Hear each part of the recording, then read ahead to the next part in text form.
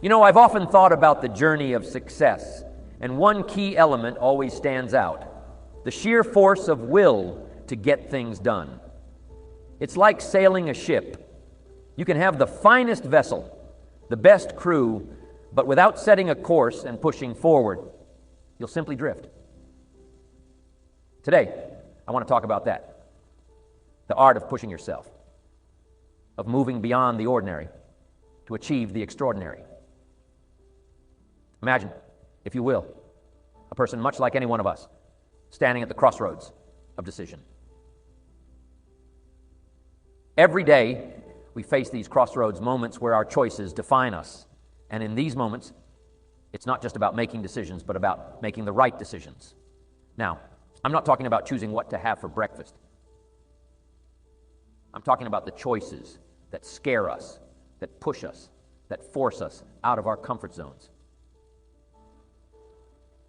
You see, there's a powerful force within each of us, a force often untapped.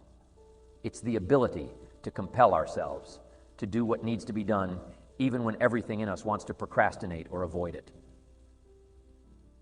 Think about the last time you really didn't want to do something. Maybe it was a tough conversation. Maybe it was a project that seemed insurmountable. We've all been there, haven't we? That moment where the easier choice is to say, I'll do it tomorrow. But here's the thing. Tomorrow becomes the next day, and the next, and soon enough, what was a molehill becomes a mountain. In these moments, the difference between success and stagnation is action. Action is the foundational key to all success. It's not just about having knowledge or talent. It's about using that knowledge, harnessing that talent. You could have the intellect of Einstein, but without action, it's like having a library of books that you never read. So, how do we tap into this force? How do we push ourselves to take action, especially when it's tough? Well, that's the journey we're on together today. It's about understanding the why behind the what. It's about learning to embrace the discomfort of growth. Because let me tell you, growth and comfort do not coexist. All disciplines affect each other. In fact, here's a good philosophical phrase.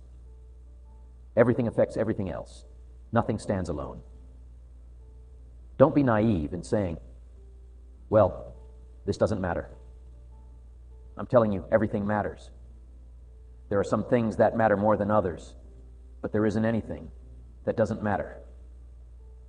We all pity the man who says, this is the only place I let down. But that's not true. The key takeaway: every letdown affects the rest of your performance.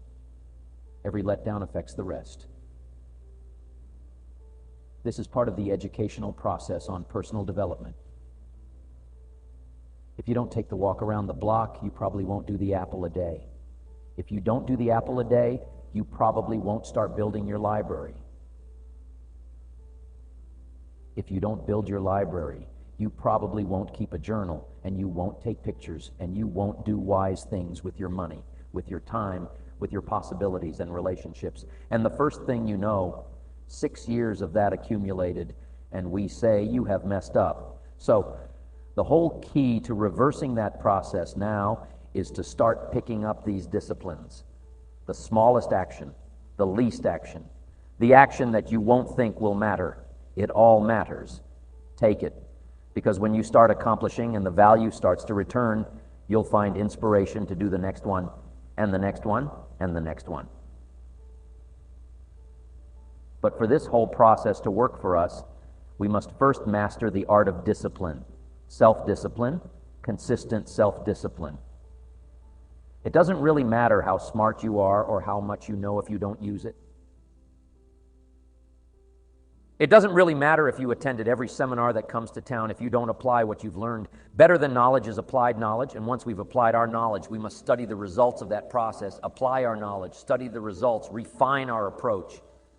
Pretty soon, we'll find that we're swept into a spiral of achievement, a vertical rise to success. It takes consistent self-discipline to master the art of setting goals, to master the art of time management, to master the art of leadership, to master the art of parenting and relationships. If we don't make consistent self-discipline part of our daily lives, the results we seek will be sporadic and elusive. It takes a consistent effort to truly manage our valuable time, or we'll be consistently frustrated. Our time will be eaten up by others whose demands are stronger than our own. It takes discipline to conquer the nagging voices in our minds, the fear of failure, the fear of success, the fear of poverty, the fear of a broken heart. It takes discipline to keep trying when that nagging voice within us brings up the possibility of failure. It takes discipline to admit our errors and recognize our limitations. The voice of the human ego speaks to all of us sometimes. The voice of ego says that we should magnify our value beyond our results. It leads us to exaggerate, to not be totally honest. It takes discipline to be totally honest, both with ourselves and with others. It takes discipline to change a habit, because habits are formed a little bit each day, every day, every day. Once habits are formed, they act like a giant cable. They act like a nearly unbreakable instinct that only long-term disciplined activity can change. I want you to think about a goal, a dream, something you've been putting off. Hold that in your mind as we embark on this discussion, because today isn't just about theories and words. It's about transformation. It's about turning I can't into I will. And believe me, the journey from I can't to I will is where all the magic happens. Dive into this together, shall we? Let's explore how we can harness this force within us, how we can turn the tide in our favor and truly set sail towards our dreams. Remember, it's not just about the destination, it's about the journey. And this journey is about discovering the incredible power of self-discipline, the power to move mountains, the power to change our lives. Begin this adventure together with open minds and willing hearts. Let's commit to ourselves, to our dreams, to the journey of forcing ourselves to get it done, no matter what. Remember, the only limits that exist are the ones we place on ourselves. Let's break those barriers and soar to new heights. It's not just about the goal, it's about who we become in the process of reaching that goal. It's about the strength we gain, the wisdom we acquire, and the character we build. Imagine for a moment a world where everyone exercised perfect self-discipline. Picture people following through on every promise they made. Imagine the achievements, the transformations.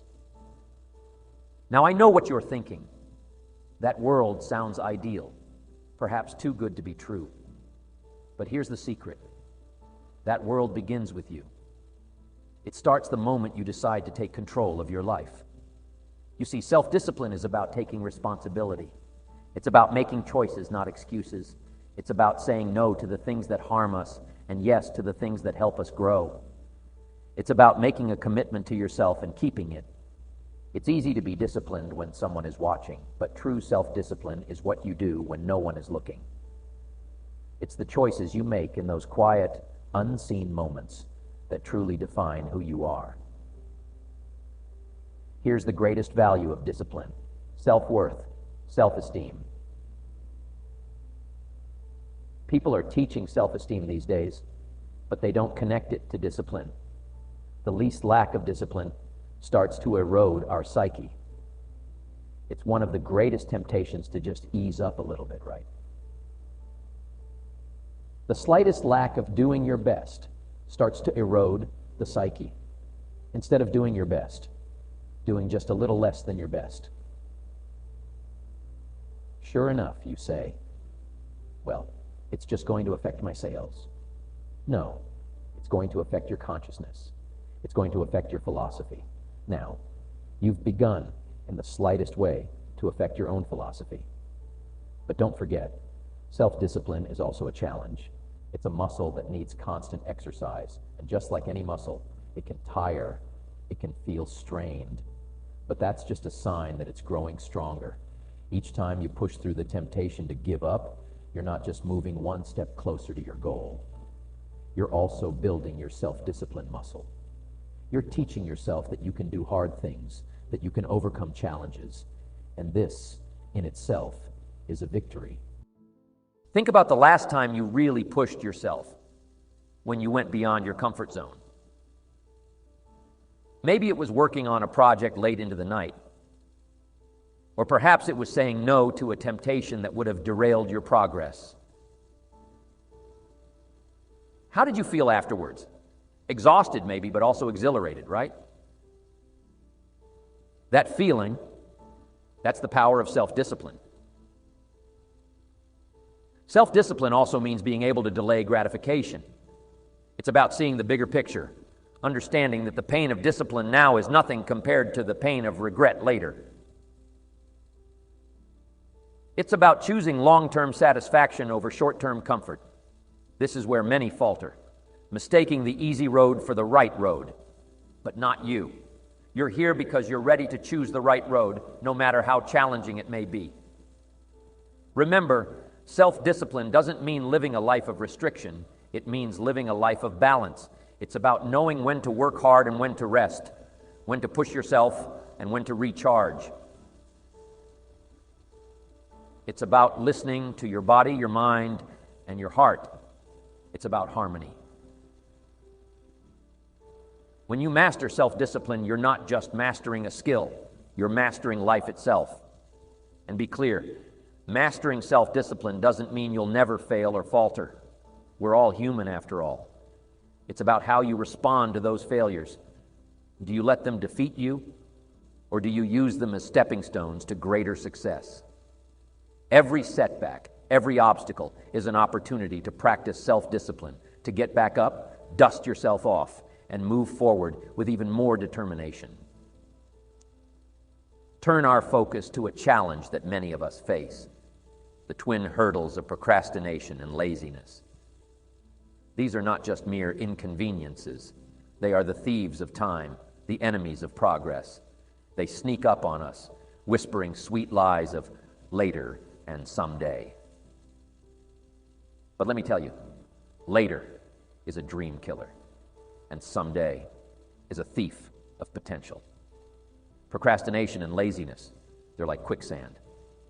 The more we give in, the deeper we sink, and the harder it becomes to pull ourselves out. How often have we said, "I'll start tomorrow," only to find that tomorrow brings its own set of excuses? It's a cycle, a dangerous loop that spins us around and keeps us from moving forward. But here's the good news.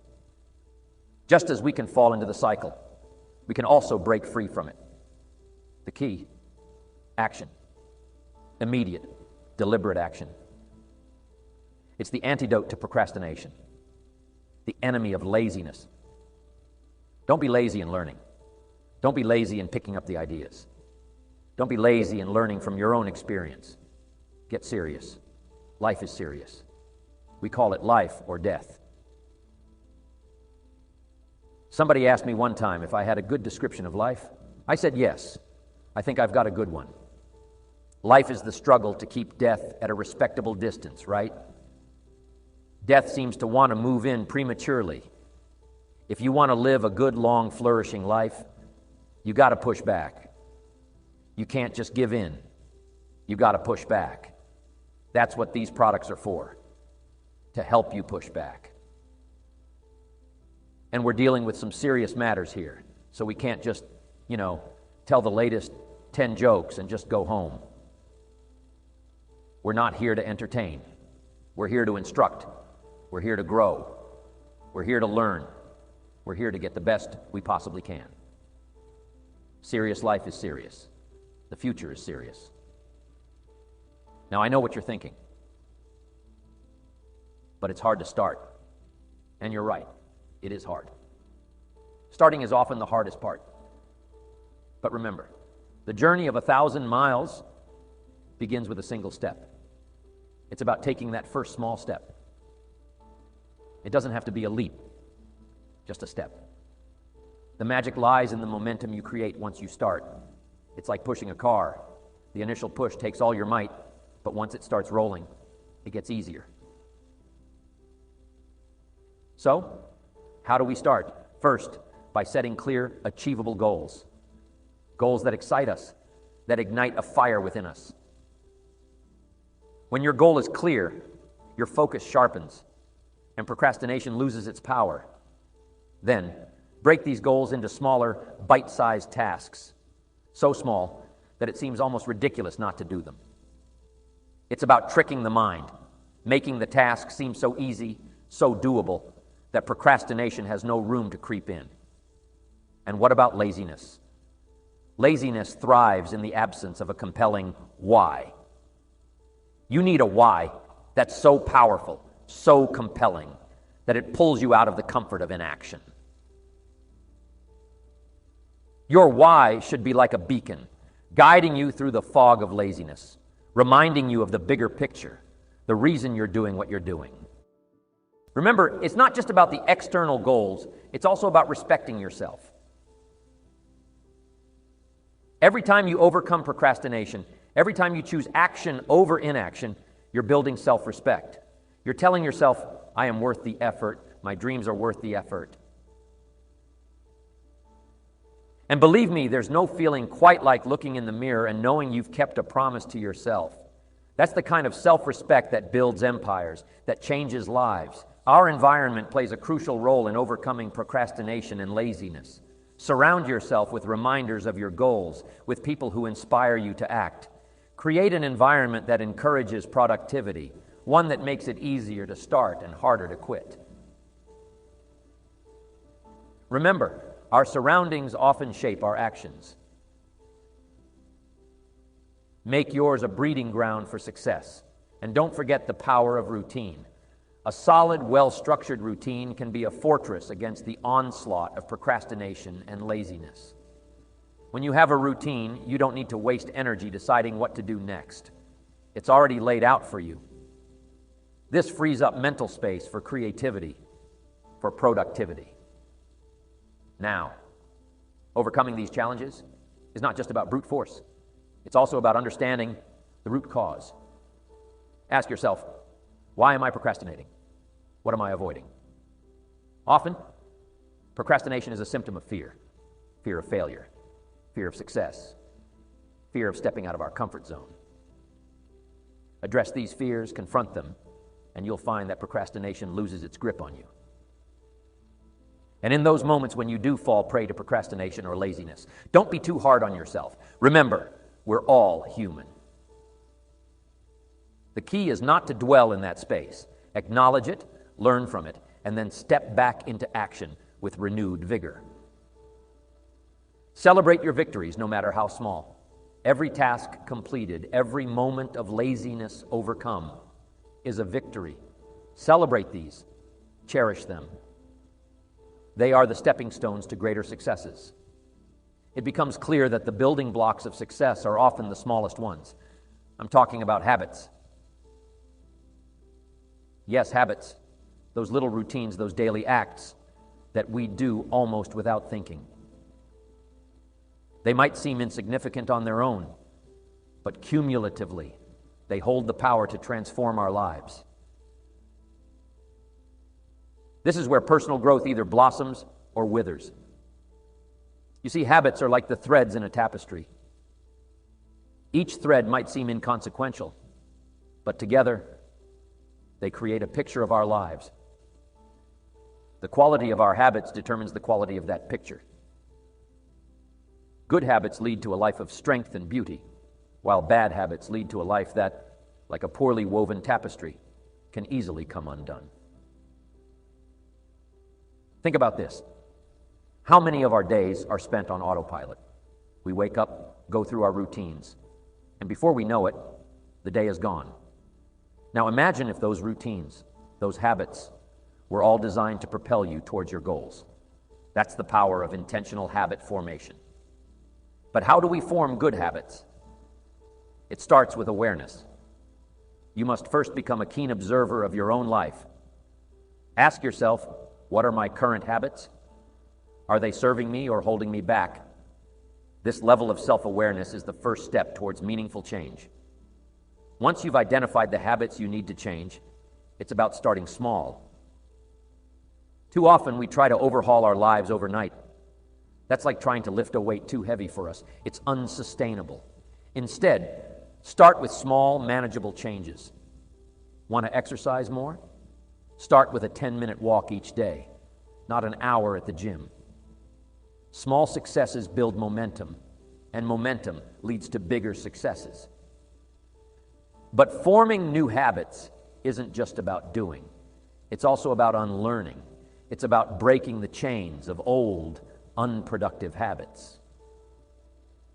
This is where discipline comes in, the same discipline we talked about earlier.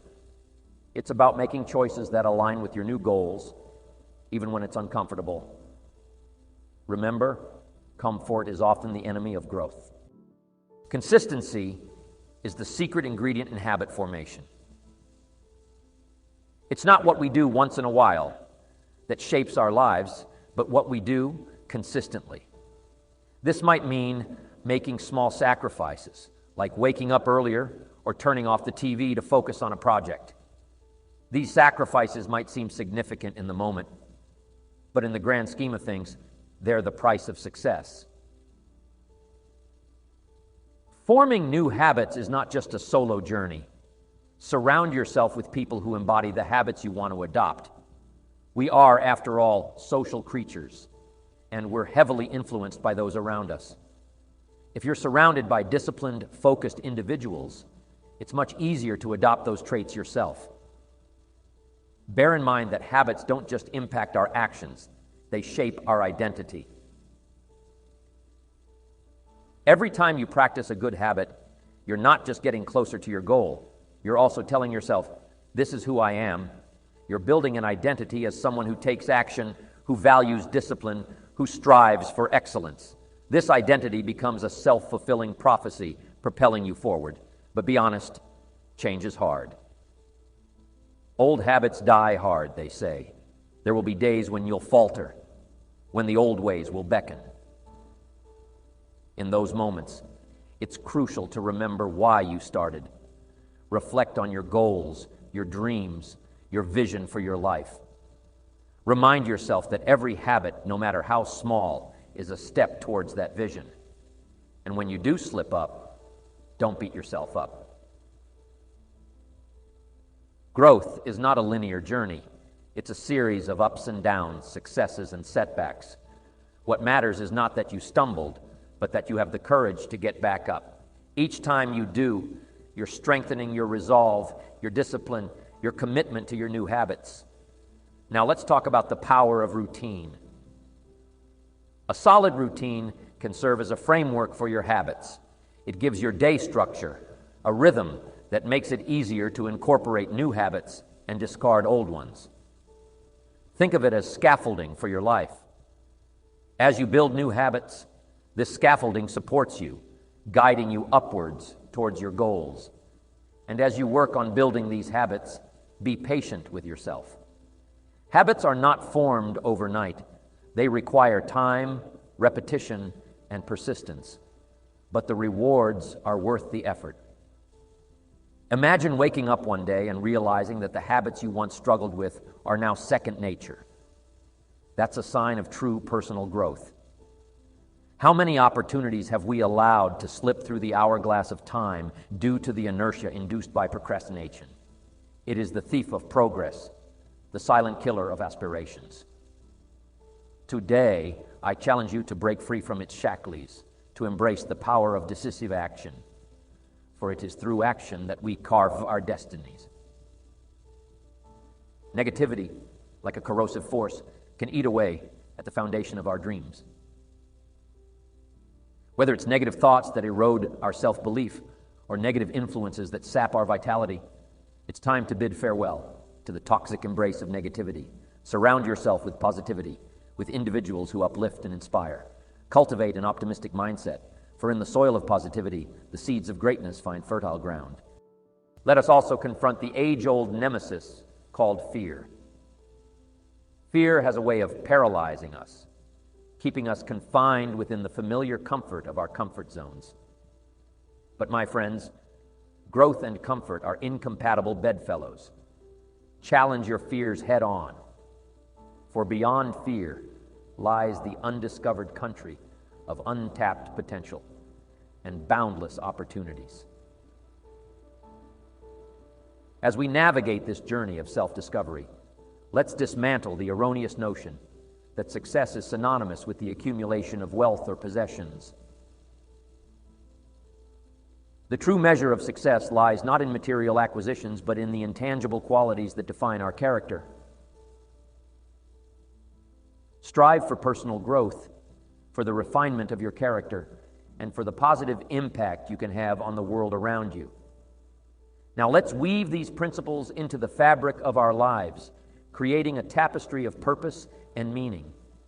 Imagine a life where self-doubt is replaced by unwavering self-confidence, where procrastination gives way to the relentless pursuit of dreams, where negativity is eclipsed by the radiance of positivity, and where fear is transformed into the fuel that propels us toward our aspirations. Picture a world where success is redefined not as a mere accumulation of wealth, but as a journey of self-discovery and personal evolution. Envision a reality where the true measure of one's worth is not in the possessions they amass, but in the impact they have on the lives of others. In the grand tapestry of our transformative journey, let's delve deeper into the profound significance of the incremental changes that unfold within us. Picture the journey as a series of brushstrokes on the canvas of our lives, each stroke contributing to the masterpiece of self-discovery. Every step taken towards our goals is akin to planting a seed of potential, nurturing it with determination, and watching it blossom into the vibrant flora of self-betterment. Consider the process of goal setting not merely as a destination, but as a continuous evolution, a dynamic dance with the rhythms of personal growth. As we navigate the labyrinth of life's challenges, each obstacle overcome becomes a badge of honor, a testament to the resilience and unwavering determination that resides within us. It's in these moments of triumph over adversity that the true essence of our character is revealed. We are not defined by the absence of obstacles, but by our ability to overcome. The journey, my esteemed friends, extends far beyond the metaphorical summit. It transcends the notion of reaching a destination and encapsulates the essence of becoming. It's about metamorphosing into the person capable of conquering mountains, both metaphorical and tangible. Consider for a moment the symbolism of conquering mountains. Mountains are formidable, towering structures that command respect and awe. They represent the challenges and aspirations we encounter in our lives. Conquering these mountains isn't just about reaching their peaks. It's about the profound transformation that occurs during the ascent. Think about the skills acquired, the wisdom gained, and the resilience developed as you climb each metaphorical mountain. The journey shapes you, molds you into someone who not only stands at the summit, but understands the depth of the valleys traversed. It's about becoming the kind of person who doesn't shy away from challenges, but welcomes them as opportunities for growth. Remember, diamonds are formed under pressure, and so are the strongest aspects of our character. So approach challenges with a sense of anticipation, not trepidation.